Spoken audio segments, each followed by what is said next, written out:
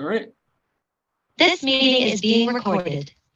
Hello and good time of day, everyone. Welcome to this new open meeting for MLIR. And today, Krzysztof is going to present about the work they've been doing into the rocMLIR project. Krzysztof? Yep, I'm Krzysztof Drewniak. I'm from AMD, and I'm going to be talking about the coordinate transformations system that we use in the convolution and matrix multiply kernel generator that we've built inside our rocMLIR project, which is a downstream user of MLIR. This system is effectively a variation on affine maps that simultaneously allows us to encode more types of mappings, but also fewer types of mappings in a way that enables better static analysis and therefore improves certain types of code generation. And so I'm going to be overviewing the system, and will be what it does, what we can use some of these things for, and we'll be sort of looking to get ideas on how some of what we've built up here over the years could be migrated into a lot of what's been landing in MLIR's core over the last couple of years, because we've sort of diverged quite a while back, and there's a sense in which it might be useful to shrink down how much custom code we've written, but there's still some use cases of ours that really prevent kind of a wholesale reworking of that nature. If people have questions, they should feel free to chime in with the questions, but I'll also take them at the end. Now, to set a motivating example for why we end up using coordinate transformations instead of just using affine maps for various types of maps between spaces, so let's consider these two maps here, F and G. These are both the two-dimensional identity map if you just look at them as affine maps. But suppose that, oh, excuse me, my slide went one too far. But suppose that I give you a little bit of extra context here, and I say that F is in fact the two-dimensional identity map, but that G is the map where we've applied a column of, added a column of zeros to the right of the input space. That is to say, if you access the rightmost coordinate of D1, whatever that happens to be, reads should just return zeros and writes should be dropped. And just to clarify the syntax, pad 0, 1 here means we're putting no columns of padding on the left and one column of padding on the right.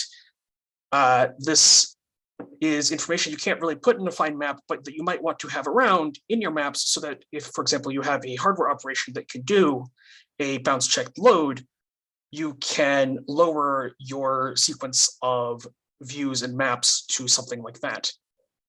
And so with that sort of motivating context out of the way, I'll sort of give an overview of what I'm going to be showing. The core part of our system is the transform map. This is an affine map with a package of extra metadata that gives an alternate description of how the map was constructed, which kind of one of the main things that's actually new here is they can handle implicit padding in these maps, which is effectively one of the main things that we don't really have a clear upstream analog for, especially since we don't want to materialize padded values. But it also restricts the set of expressions that you can have in a single map as opposed to a composition of them, which simplifies a lot of static analysis, allowing us to, for example, have a bounce check elimination up at the MLIR level, and in many cases, a more efficient loop unrolling using the index diff mechanism and the transforming for looping constructors will be roughly the second half of this talk. There's also sort of a nice declarative builder interface that you get out of these, which kind of helps with understanding of this really view-heavy code. This system is very heavily inspired by a lot of the other kernel generators that have been developed at AMD over the years. Since our project effectively started by trying to port one of those kernel generators into MLIR, and this was several years ago, back when a lot of things had not yet landed in upstream's MLIR. So the result, we had a lot less to work with and kind of had to roll our own system and evolve it over the years into the form it's taken today. Now, I've been mentioning this metadata a bunch, and it effectively consists of a collection of these coordinate transformations. These are the actual transformations themselves. They serve effectively as map gadgets. Most of them correspond to actual things you can see in an affine map, like say pass through, which handles moving dimensions around or just the identity, and also operators like embed, which lets you do linear combinations, or it's sort of polar opposite merge, which takes something that you've combined and splits it up into multiple pieces so you can work with those coordinates individually. The two constructions here that don't actually have clear affine equivalence, as you could sort of tell by the fact that some of their parameters don't appear in the affine expression, are pad and slice. And I'll note that these are not the only possible sets of not the only possible gadgets you could have. These are just the ones that we've needed in our code up to this point. And adding one just involves adding a new case to a whole bunch of functions, more than anything really fundamental. Now, and yeah, just to sort of, I guess, reiterate, if you have a collection of these that mentions every input to a map and every output, then you have a map. Now, as to how we actually put this sort of thing together, let's look at an example of how we can build up a map using these coordinate transformations as sort of basic building blocks, as opposed to affine expressions. So suppose, to go with a running example, that we want to take an OIHW filter tensor and view it as a M by K matrix so that we can implement convolution with matrix multiply. And the map here in question is just mapping the M dimension of the matrix to the O dimension of the tensor and concatenating the other 3 dimensions of the filter to form the K dimension. And the way we build up this map is, in this context, though we could come from the directions, we specify our output space as being the OIHW space. We give names, which you actually see reflected in the notation for the map up at the top. And just to make both to make the API a little bit cleaner and to allow for more sanity checking, since we're a statically sized convolution generator anyway, we give the sizes of these dimensions that are not strictly necessary to the scheme. And then we start specifying the coordinate transformations, working our way down this code. We say that the M dimension, which is going to be at index 0 in the input, is equal to the O dimension of that bottom space, and that the K dimension is the merger of the IH and W dimensions and will be at index 1. And then we call get, which will collect all these things together and give you the map and the associated data. This one other advantage to this scheme is that generally we're referring to dimensions by name and not by index, which means it's, at least in a lot of cases, possible to write layout agnostic code that allows for things like OHWI tensors that will still generally work.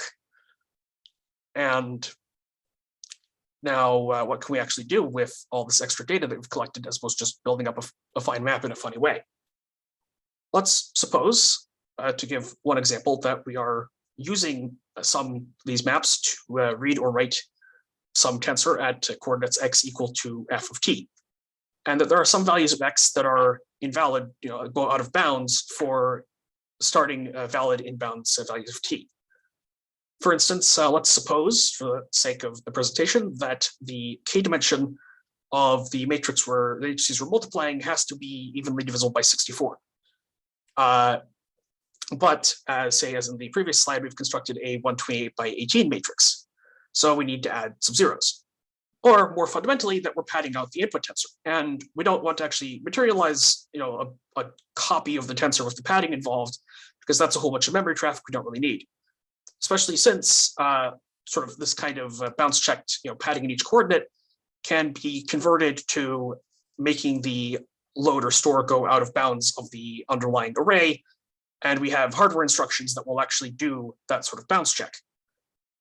And we would like to, in the process of actually having these bounce checks and converting into those kinds of loads or stores, we'd like to determine if we actually have to test every single coordinate to see if it's going to be non-negative and within bounds. if we just looked at the affine maps, we would not necessarily be able to make this determination, or possibly even just if we looked at the code itself, might have trouble making this determination because padding looks rather like the identity if you're applying it on the right. But using the coordinate transformations, we can actually start drawing these sorts of conclusions. Here we have sort of a sequence of two views. The first one is going to pad out the k dimension to a multiple of 64 of our matrix. And the second one is the matrix to tensor function we built up a few slides ago. And then we can sort of work our way through these, starting sort of from the top. We can work our way through these various transformations to figure out what bounds checks are actually required. The easiest conclusion to draw is that the O dimension of the tensor does not need to be bounds checked. Because the M dimension of the padded matrix is just exactly passed into the M dimension of the unpadded matrix, which is exactly the O dimension of the tensor. And since we assume that our initial coordinates were in fact in bounds, then we know that we have stayed in bounds, and that's two bounds checks. That's two bounds checks down out of the possible 8 we could have omitted if we're just doing this naively. The K dimension is more complicated. The padded K dimension was constructed by padding the K dimension.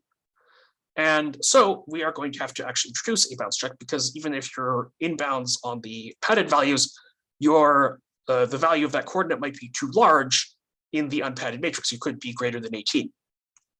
But then we know that that K dimension was constructed by concatenating the I, H, and W dimensions of the underlying tensor. And the process of sort of reversing that concatenation to actually get tensor coordinates gives us actually allows us to eliminate a lot more bounds checks, since the H and W coordinates have a modulo in their computation at the end. So we know that they're going to be in bounds. And therefore, that bounds check on the K dimension only needs to be applied to the I dimension. And again, it only needs to be checked to see if it's too big, not too small, because we've never subtracted anything. So just by sort of examining this data, we have gone to conclude that there's only one actual check we have to emit into IIR, into the kind of lower level code we're generating, which is great because then that's less work for everyone involved and requires less trusting of LLVM. There's some other sorts of analyses we can do with this data, like for instance, figuring out how wide of a vectorization we could use, but those can be, some of those would just get a little bit tricky on the slides, so I haven't necessarily put them here. And so to kind of go to the second half of the talk, I'll discuss the transforming for looping construct and some of the ways it might enable more efficient code generation and in our system. So to sort of give some context for what the transforming for is doing, let's say we are trying to copy some data from a matrix in global memory to some kind of buffer. So we want a loop that traverses this global matrix and the buffer in lockstep. We kind of want to move through these upper pink rectangles in a coordinated fashion and copy each element, or maybe a vector of elements. But we want to do this copy. But neither that global matrix nor that buffer matrix actually exist. Those are both views on some underlying object. In this case, a tensor and an actual just like flat buffer we've allocated somewhere. And you'll note this problem might seem like something that could be used by, like, say, linalg copy or linalg generic, but those weren't around when we were developing our system, so we ended up rolling our own thing and then evolving it into this form. Now, given sort of the problem statement, one way we could actually write the code that does this is to have a loop that goes over the offsets from kind of in each of those two dimensions of your matrix and computes the position of that you're trying to work with in that view for both the buffer and the global tensor. This is kind of the first part of this code sample. And then you would compute the results of the mapping into the actual underlying coordinates on that offset starting point. And then you actually run your loop body, which will be loading from the global tensor and storing into the buffer. You'll note some of the somewhat interesting syntax highlighting choices here, because we are sort of setting up that this is one of the possible lowerings of the transforming for loop, which is a looping construct where you start out with one or more, in this case, 2 iteration domains. For each of these domains, you give the names of that you're going to assign to the outputs of a sequence of maps. And then you give that sequence of maps. And then you give the starting point for that domain in the input space to the sort of initial input to that series of mappings. For instance, in the in that second line there, we're saying that we're going to be running our getting our buffer coordinates by doing 256 times d0 plus d1, starting at the point 0, 8. And then we give the bounds for how far we move in each dimension. And this is kind of, as it was in the previous slide, a sort of row major type of loop where the rightmost dimension moves fastest. And we give the strides that we're going to be working with in case this is, for example, a vectorized loop. And then we have our loop body that references the outputs of these maps only. And then that sort of has the same effect as those loops we saw previously. You load from the application of the functions to the map, wherever those global points were, you store to the relevant coordinates of the buffer. But there is a problem with the lower ring shown previously. And that was that, say, we want to unroll it. And we do often want to unroll the loop by hand because LLVM sometimes not actually aggressive enough with its unrollings to give us the performance we need in our context. And so therefore, we have to do a lot of our own loop unrolling. I mean, maybe it'd be nice if we could actually instead pass like the unrolling hints down to LLVM, but that's a separate. I think there's always been long discussions about that. A lot of people don't seem to like the idea. But the fundamental thing is, we've unrolled loops, and if we unroll the affine loops from 2 slides ago, then we have the problem that we're going to be recomputing these maps every single time. And while in a lot of cases, something like the common subexpression eliminator will clean this up, it doesn't always quite do the right thing, and you end up with not the best code gen you could have. And the same goes for whether or not you even unroll the loops in the first place. It varies. But this isn't necessarily the only way we could actually unroll these loops, because what if we didn't have that undefined loop nest at all? What if we had a scheme where we can have the initial values of our functions on the sort of starting points, and then we had some method of computing an update, or in this case, as we are referring to the index diff, given the initial output points and a offset in the kind of initial input to the map. So, and if we had this, then we could actually use that to unroll our loop, because all the loop body cares about is the final outputs of the map. It doesn't necessarily care how they've been computed. To kind of walk through a sufficiently simple example, let's say we're interested in that cache linearization function from before, where we are starting with where we went to 256 d0 plus d1.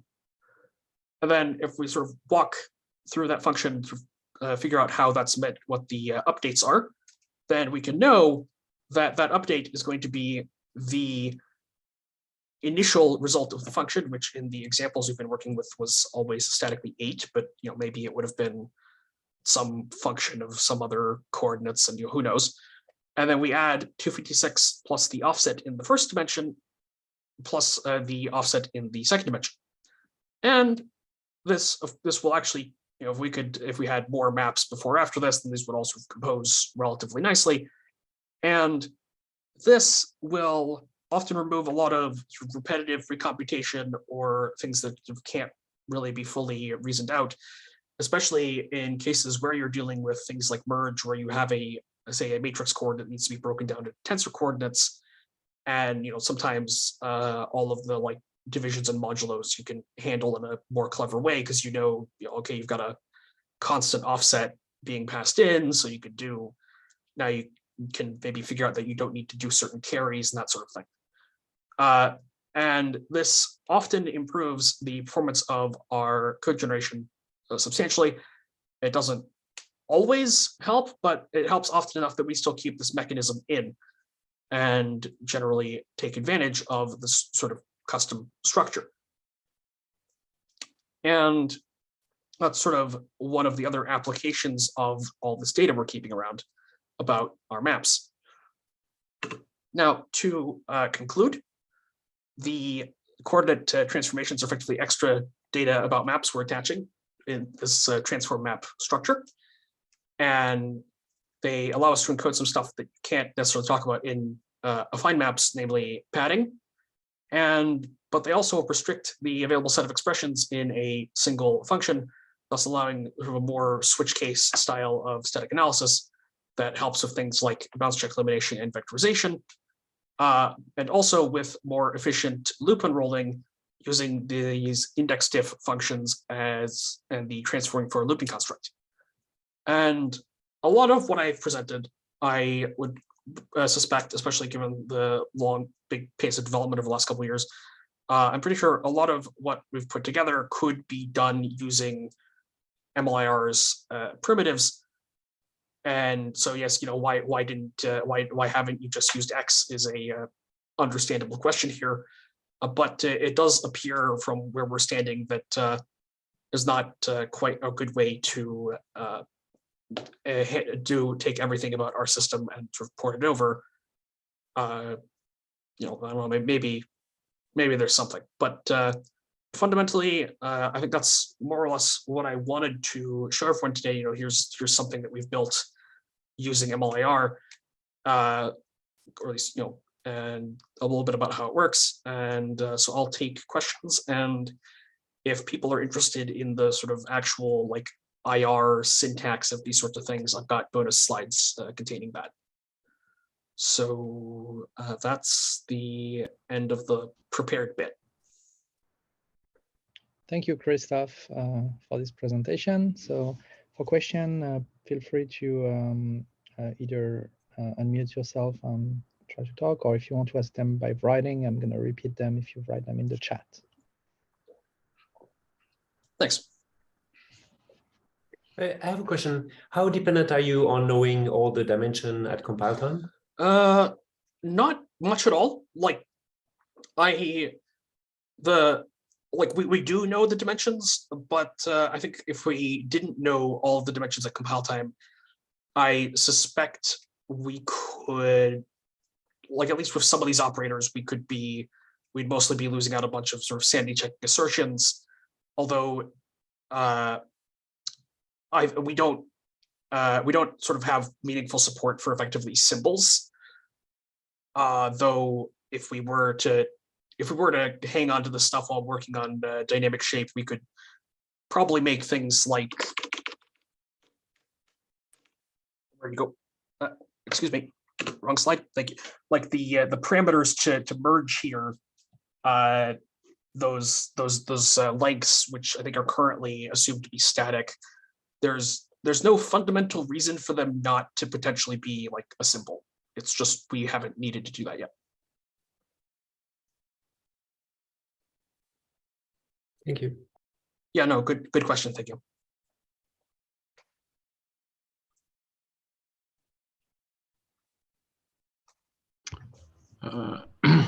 I have a question. Yeah, go ahead.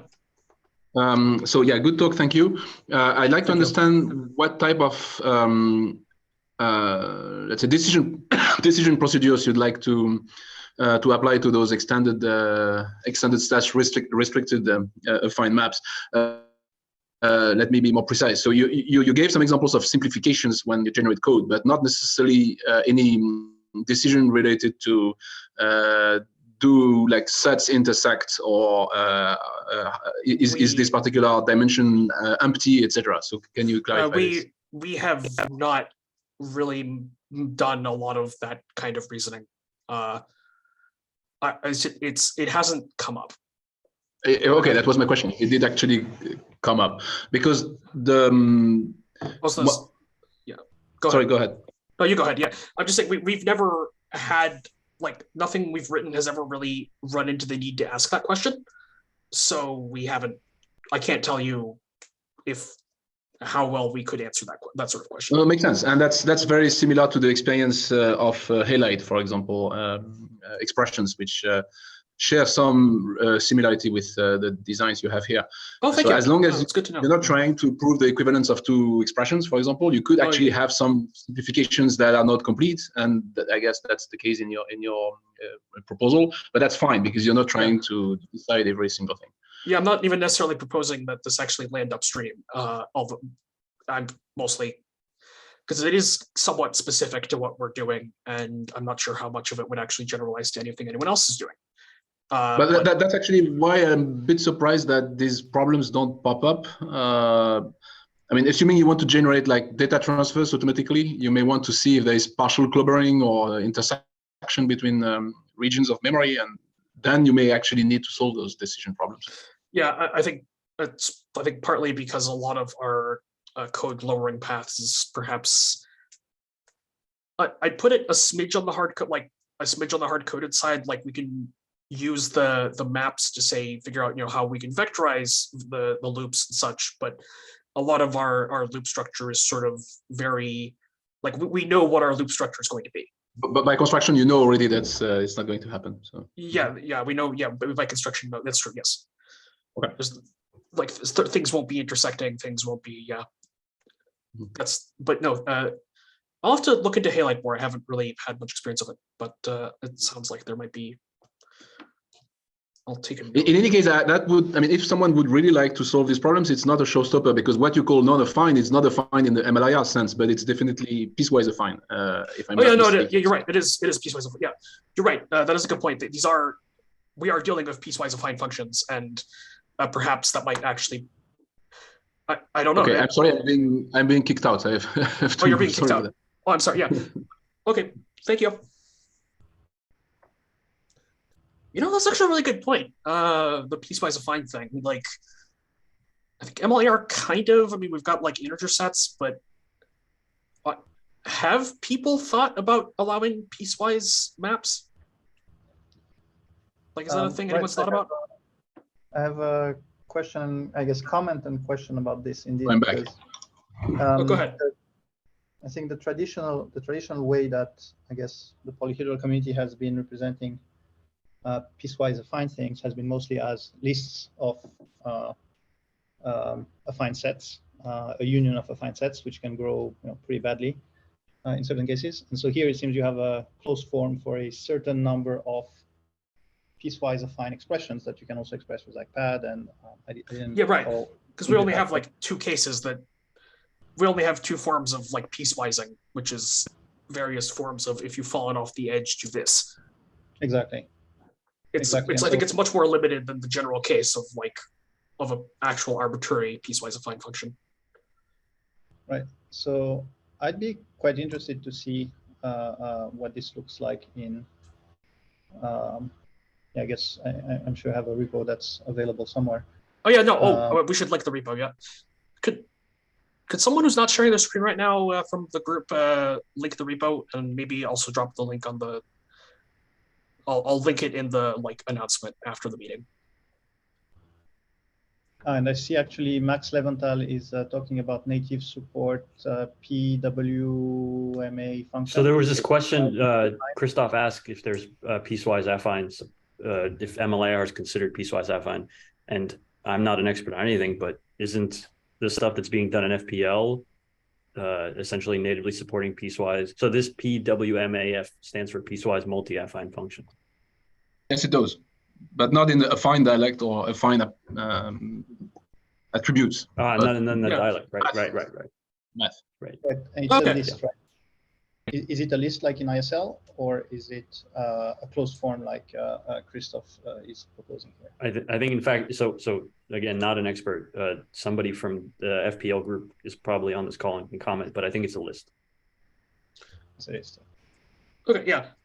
No, yeah, because I think because in some sense, the sort of preliminary thoughts I had here is that if we were to move to sort of a more kind of what I've remembered seeing in kind of main MLIR, things like for each thread, or the actual like affine and linalg, the finicky bit would basically be we'd want a rewrite pattern that would detect sort of these, like, if blah blah blah do padding, or like if out of bounds zeros otherwise, whatever, that could detect this kind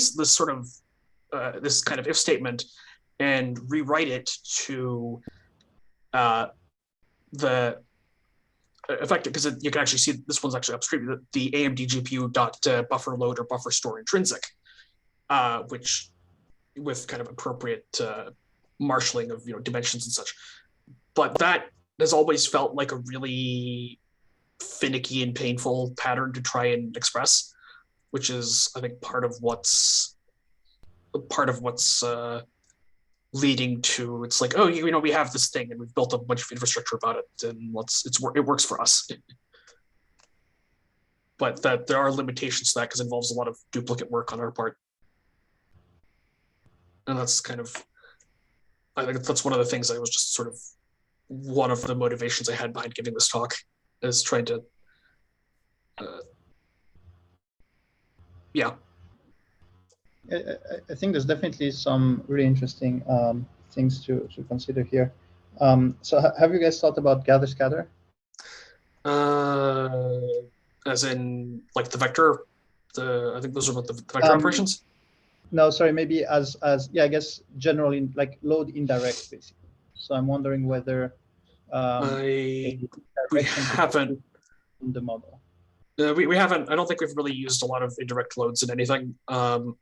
We like actually, because I think just if it helps sort of with context, at least with and a lot of our, like, for instance, when we have our when we're like loading from global memory to sort of a shared buffer, the structure of the function usually ends up being something like you input the work group ID, work item ID, and the block ID, the thread ID, and sort of your loop iteration number, and then you rearrange those into matrix coordinates, and then rearrange those into whatever the underlying is. If it's a tensor, it's a tensor. If it's actually a matrix, then you're done there. So we effectively have these sort of, we've defined a scheme. It's usually a function of some tuning parameters that gives you a map onto a matrix. Then from there, and that's sort of what our loops tend to look like, is they end up actually being sort of one-dimensional loops with extra arguments sitting in them. And then you've kind of have your like big tower of functions all the way down. I'm not sure. I don't know if that answers anything anyone was saying, but I just figured it'd be worth kind of clarifying a lot of the context here. But no, it does a lot of times. This does end up being sort of like, you do end up. I don't think it ends up being like a full-on gather scatter, but you'd end up with sort of like constant offsets that are not unit offsets, and it's all sorts of interesting things. And there might be ways to, if we were to sort of abandon having just an actual loop there, it's possible a lot of what we have could be written in the form of like, load 4 things, then load the next 4 things from like 1024 away, and so on and so forth. Like that. That's not always the map, but it's the map often enough that it's at least worth thinking about. But it's kind of just specific enough of a use case that I'm not sure it'd be. And also, I don't think our hardware has very good like indirect loads.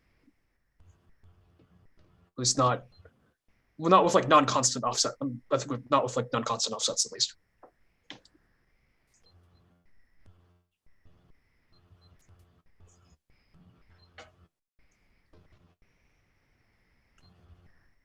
I have another question with respect to the transformer 4, and I'm not sure I fully understood what it is and how it works. But so one thing that I know is like sometimes it feels like you were computing on the loops are on the logical iterations, and then you were basically mapping the logical iteration to your mapped iterations. Do you have data? And if this is true, do you have data for cases where it's more advantageous to iterate over the mapped iteration directly as opposed to over the logical iteration and then do the transformation. So just like if you have experience on how much you gain in execution time, I think, or the trade-offs or stuff like this, would be interesting. So I think the complexity there, which is I believe part of what index diffs is actually helping to address, is that because we're dealing in because the maps are not, if nothing else, they're not like super vector. It is unclear given like what the actual like iteration scheme over the outputs would be, because you can jump, you're dealing with, even if it's just defined maps, you're dealing with you could start jumping by like arbitrary strides. You could do all sorts of weird stuff, this divided by that times this other thing. It's not it's not clear how you could actually iterate over the output space directly in sort of a reasonably simple way, except possibly by sort of the construction we went with, which is you sort of have, you can use the maps to sort of build up effectively that I mean, it's not really a derivative, but that sort of auxiliary function that takes your offset in the logical space and gives you the offsets and sort of the new values in the underlying space. And so that's sometime, so I'm not entirely sure what you're proposing. No. Well, I agree what you're saying. If you iterate over the transform space, you could have jumps. But similarly, if you iterate over the logical space and then you have those jumps, it's not good for data locality. So in some cases, it might be interesting to be able to iterate over the math space in a more linear fashion. I'm wondering if if you have explored some of those trade-offs. We may not have had this time, but I think we may not have had really the time to like fully explore some of these trade-offs, especially since in a lot of the cases we're dealing with, they're due to sort of the structure of the algorithm. Due to the block structure, due to the block structure of a gem, these sorts of nonlinearities are just going to occur. But I think one interesting thing that I sort of alluded to in the talk, but really didn't have time to fully present, especially since it's pretty new, which is that if we take our transform data, which the interesting thing is that we're another case where sort of having that explicit representation of padding is useful, is we can actually examine the map and say, okay, we're like, let's take kind of this loop here where we're sort of iterating, say, by 8 in the, let's just call it the k dimension. And we can say, we're going to need to get 8 things in the k dimension. We can ask the vectorization inference rules to basically say, okay, we can go up to 8. What is the largest stride we could use such that the actual underlying map is sort of piecewise linear, not linear, like where it actually has like unit stride up to that amount. So, for instance, let's say, things happen and like our global memory ends up having sort of rows of 4 elements in the k dimension that we can work with. Then we could say, okay, the conclusion we can draw here is that we can vectorize the k dimension by 4, and so we get our as much data locality as we can given sort of all of the like padding and such we're going to apply. And so that's another thing we can that's another bit of analysis we can do, is to see which we used to have a bunch of like heuristics for that sort of thing, and they weren't that great. So it was good that we figured out we could do it by analyzing the maps instead. And so that's, I don't know if that helps. So I would have maybe some perspective to share here. I think it's very similar in principle to this notion of structured computations that we've been playing with for some time now. Really, this notion of, if you look at the low level, these piecewise affine things can indeed be represented as a pack of loops and conditionals in the IR that have very distributed I would say, a very distributed implementation in the number of things in the IR that you need to present them. If you say, if you do, let's say, loops and loads and store and conditionals. Yeah. But what you're doing is lifting that up and making a higher dimensional logical representation of the piecewise thing in the type system with the affine map. And now what becomes interesting is basically you're going from kind of a 0D abstraction where you kind of iterate on loops and on points, and then you need to decide for each point, are you in this if or in that if, and determine what piecewise part you're in, into a higher D thing where you actually don't even need to ask that question, and on which you can reason maybe more easily on IR that is much more compact. Right, and then and then at the kind of near the actually pretty much one of the last steps ends up actually being desugaring these sorts of loops into, you know, loops and map computations and all that sort of like that's very much close to the end of our pipeline. Yeah, so I can certainly see that composing extremely well with some other structured abstractions we have. Oh, and is there a paper or a? Well, I mean, there's the whole body of work on lineage for both sparse and dense. There's different ways of connecting species. But so a lot of this probably could be. If we start at lineage hard enough, a lot of this might even. But no, that's right. So what I would maybe suggest is. So there is this, I guess, RFC that we posted with Art Bick on something called structured cogent beyond rectangular arrays that wants to ideally unify sparse, dense, and all things in between. And in that RFC, we kind of discussed the notion of a indexing dialect, which would be higher level representation of indexing operations that specifically aim at going away from the 0D thing where you need a lot of loops to analyze a lot of loops into something higher D. And I could certainly see this construct as one of the, I would say, building blocks of such an indexing dialect.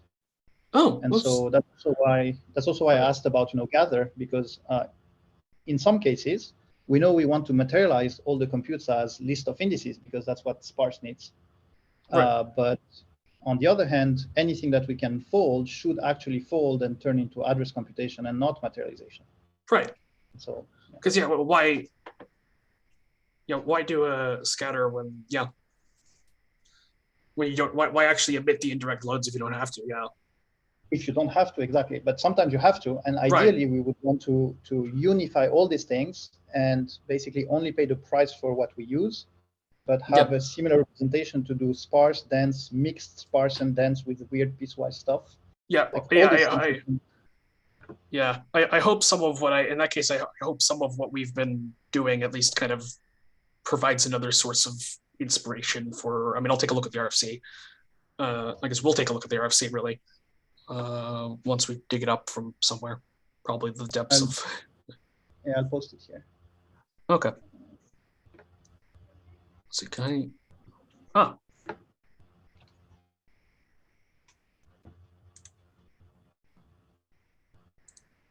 Oh. I'd like to. Oh, did I just? I did just kick myself into the. Okay. Sorry, let me kick myself back onto the. Let me kick us back into the slides. My bad. And there's the button. Okay, that's what I get for clicking a link. Okay, but no, thank you. Do other people have things?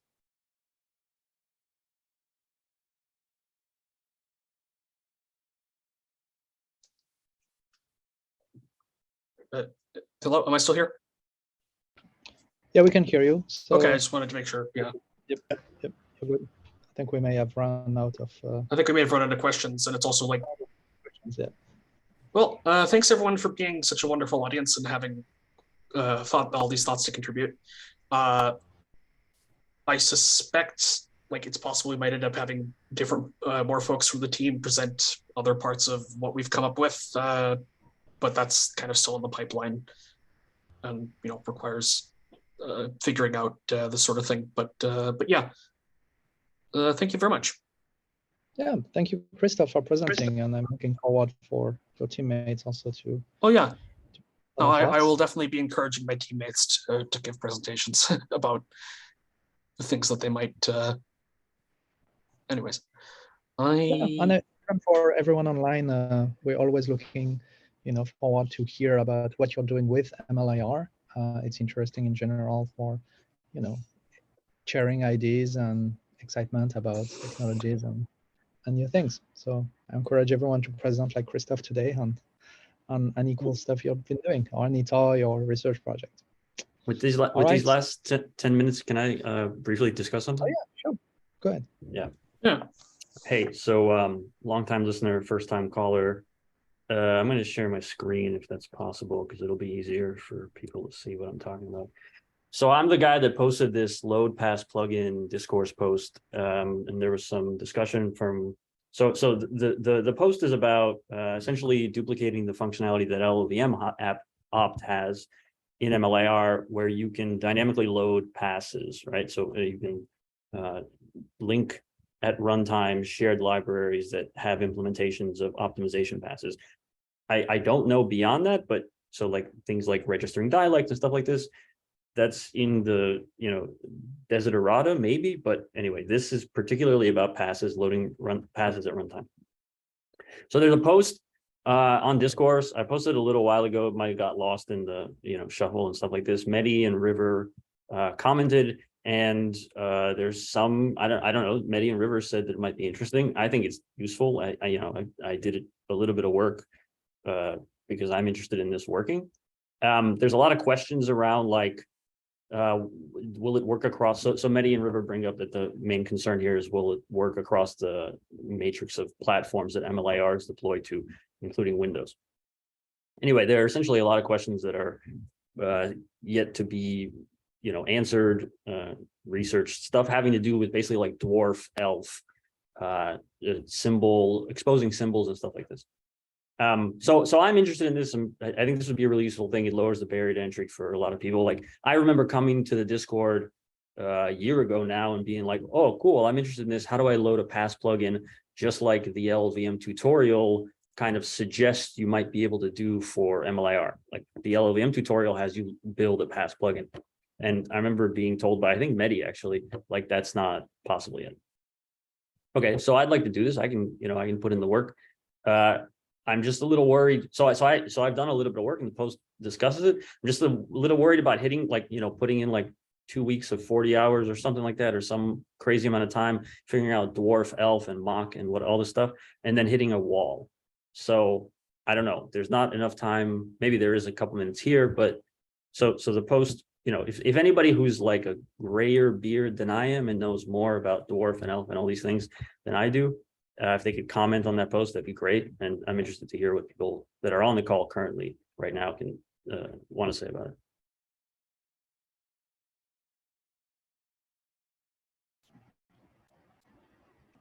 it. Well, first, thank you for trying to work on that. I think it's a cool feature. I acknowledge also what you're saying, and I share your concern that this is the kind of thing where you can get into a rabbit hole and hit walls, many walls. In particular, if it has to work across platforms, Windows being one of the difficult one, I think. So that's why we haven't done it from the beginning, right? Because my experience with LLVM was that this was not always a robust feature to do. Now, after your last message, what I started to think about was maybe we can add this behind a build flag, enable pass plugin, enable MLIR pass plugin as a CMake build flag, and start by saying like, well, this feature only works on Linux and Mac. Maybe, if we're on Windows and someone tries to build with this enabled, we just print a CMake error saying, hey, this feature is known to not work on Windows, for example, and help welcome if someone wants to make it work. That would be one way for you to maybe reduce the problem to something that is, reachable and that you can land and still have, a feature that will be useful for maybe most users, assuming most users are not on Windows. So that may be a good trade-off. It's definitely enough value add for me, right? Because, I have a Mac machine and I have a Linux machine. I do not have a Windows machine. So just very personally and selfishly, when the Windows being missing doesn't, I don't care. So if you guys, so that's acceptable to me. And especially because, so one thing that I'm interested in is, I asked this question at some point, like, do any of the distros ship MLIR in the repositories? And somebody said Fedora does. And so that opens up a whole lot of CI, like reduces a whole bunch of friction in CI, right? You use a Fedora image, you have MLIR in the repos, you don't need to build from source, it's pre-built. And it'll take some negotiation with those maintainers about whether they might turn on that flag or whether, but alternatively, you could just pre-build a Docker image, right? Or something like that. I don't know, whatever. I guess that's always possible. Even now, you can build your own Docker image and cache it somewhere and stuff like this. But anyway, it's nice, right? Because it could end up being as simple as, I'm on Debian, so it might be as simple as sudo apt-get install MLIR, and I can just immediately start playing with implementing passes. So that's my dream for this.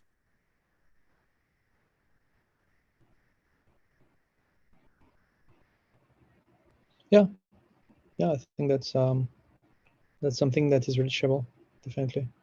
From the example of LLVM, I think you have already a prototype that does that, right? Yeah, and it's like so I linked the discourse post that's in the chat. For I don't know who's clicked it, who hasn't. Mehdi has seen the post. I don't know if River's on the call. The basic thing that I had to do was by hand surgically insert export symbols. Export symbols, I had to figure out, hey, which symbols do I need exported by the MLIR up to executable, which I didn't even know that was possible, that an executable could export symbols until I tried to do this. But anyway, it can. And you basically have to pick the right symbols. So the way that it's done in LLVM opt is they have a script that actually uses Clang or utilities to crawl the symbol table and figure out, and there are some heuristics that I don't understand in that. It's a Python script that crawls the symbol table in opt to figure out which symbols should be marked as exported, or something like this. So I had to basically do that by hand, right? And you can see my thrashing and figuring out. And so I injected that stuff directly into that Python script that's run during the build part of MLIR. So so it works. It works. Yeah. Just a question. I thought that this script was because Windows has a limitation of 64K export symbol table. Is there such thing on Linux, or can just the binary be built with export everything? You might be right that. So I just, the way that I approach these rabbit holes is I just follow my nose until I get to the end. So you might be right that this extract symbols Python script is only some kind, I hit some path that is only meant for Windows builds to hit, because I didn't even know what path to go through in the CMake, right? So you might be right. I think I did try to set some flag at some point where everything should be public, everything should be exported. I think that didn't work, but you might ultimately be right, and I just hit the wrong path, and it's even easier than this. Anyone else has comments online on this feature? Would it be even if just someone may say, hey, I would love this feature to be available? Popularity contest. I mean, most people already love it by now. But... I mean, it doesn't hurt my feelings if nobody thinks this is useful. So I posted that there's this repo called Clang Tutor, which teaches people how to use Clang, that walks you through the steps of writing a pass plugin. And I think that would be a super great utility for onboarding new users with MLIR. So even if people don't want to use this in their workflow, I think as a didactic tool, this is super helpful. And so I'm going to push on it for that. Yeah, exactly. There you go. Helps a lot of beginners, right? The barrier to entry for MLIR is, I think, higher than LLVM, not just because of this pass plugin thing. It's a way more complex IR set of abstractions and stuff like this, but also the build system. So the thing is, when I first tried to write passes, I basically inserted them into existing dialects because that was the easiest way to see some code on the screen, right? And that's not that'll turn people off really quickly, right? Yeah, I think another reason why we didn't implement a plugin mechanism is because the first thing we do in the MLIR tutorial is learn how to build your own dialect, and then passes that press on this dialect. And so the load plugin in MLIR would mean, being able to load a dialect on much more things than just the pass. But that shouldn't be even more complex, right? It's just about designing the plugin API, actually, I think. The problem is that then for someone to build their dialects, they need table gen. I don't know. There's just more plumbing to do in the how you build. So we're out of time, and you guys have conflicts. I actually have to TA in 5 minutes, so I got to drop off. But